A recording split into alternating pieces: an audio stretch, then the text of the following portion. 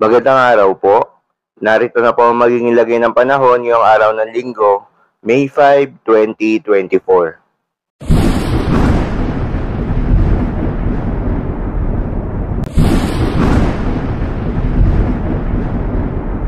Sa kasalukuyan na tayong sa pag-asa, easterlies pa rin o yung mainit na hangin galing sa karagatang Pasipiko ang patuloy na nakakaapekto sa ating bansa.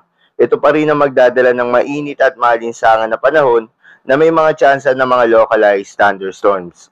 Magandang balita naman dahil ayon sa pag-asa ay wala namang binabantayan na low pressure area o bagyo sa loob at labas ng ating Philippine Area of Responsibility na maaaring makaapekto sa ating bansa hanggang sa mga susunod na araw.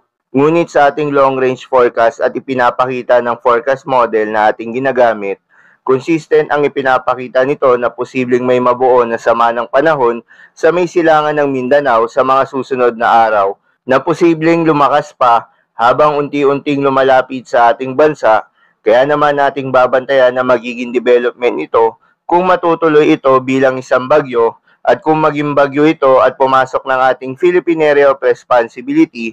Ito ang unang bagyo ngayong taon at papangalanan nitong bagyong Aghon.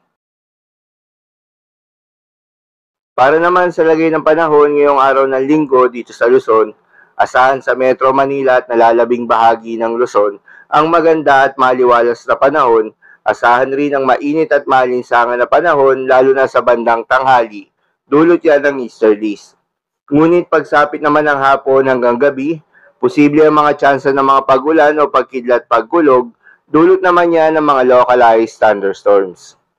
Para naman sa Visayas at Mindanao kasama ng Palawan, dahil pa rin sa epekto ng easterlies, asahan rin ang generally fair weather condition na may mga tsansa ng mga localized thunderstorms lalo na sa hapon at gabi.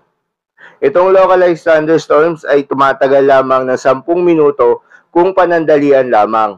Ngunit kung during severe cases, nagtatagal ito ng 2 to 3 hours. Kaya naman posible ang mga pagbaha o pagguho ng lupa during severe thunderstorms. Para naman sa lagay ng mga dagat baybayin, ayon sa pag-asa ay wala namang nakataas na gale warning sa anumang seaboards ng ating bansa. Kaya naman malayang makakapamalaot yung mga kababayan nating mangingisda, pati na rin yung may mga maliliit na sasakyang pandagat. Iba yung pag-iingat pa rin sa mga kababayan nating maglalayag dahil kung meron tayong offshore thunderstorms activity, ito yung mga pag-ulan sa ating mga dagat baybayin, asahan natin ang posibleng paglakas ng hangin at kaakibat nito ang posibleng pagtaas ng mga alon. So yun lamang po para sa lagay ng panahon ngayong araw ng Linggo. Keep safe everyone.